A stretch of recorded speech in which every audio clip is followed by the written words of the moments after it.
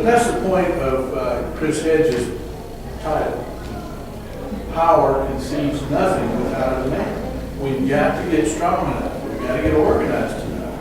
We've got to get enough of us that we can out-shout the other group. That's all. That's what it's going to take eventually. Now, one of the things when I was preparing for this meeting, go online and listen to some of the experts at bluezone.org, and they said, look, you might want to know if what you're walking into, okay? So you go online to the Tea Party blogs and you find out if they're preparing to be at your meeting, just to be forewarned so you don't walk in there and freeze.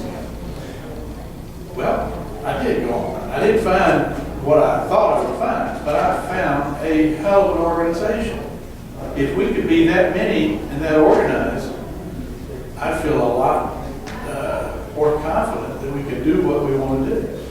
And that's what we've got to do. We've got to overcome the numbers. And maybe there aren't that many smart people left. We got to find them. We got to find them, and we got to outdo the opposition. They don't have any smart people except maybe the very top. Well, See, wait. they're all They're all members of the middle class.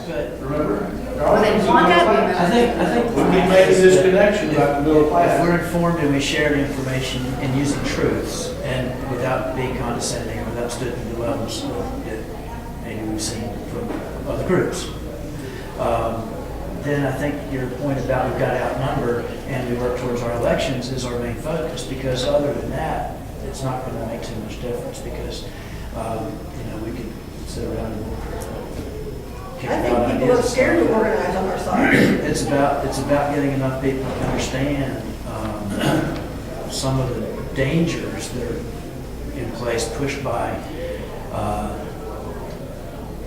corporate ideology, and I think getting people to understand what they're doing. And I know, being informed, but the Tea Party, they're not bad people.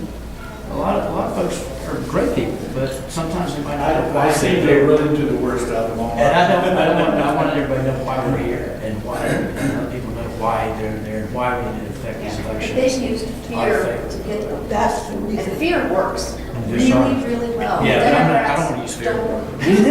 Like, that's true, but hold each other and be together instead of saying, this is what they're gonna do to you. Worst case scenario, this. And that's not fair, But you that's know, true. we do have to be true to who we are. You know, I'm not going to talk about what the other side does or doesn't do. I'm just going to talk about what I think progressives generally are kind-hearted people. I think they're very kind. I think we care about community. So I think we tend to not really like confrontation. But you don't have to be confrontational to speak truth. But you have to shout. You whisper. Well, sometimes, let me tell you about how I yeah, feel about sometimes this. you have to speak up and say, I'm sorry, that's not true. Here are the facts. You do have to be assertive, but that doesn't mean,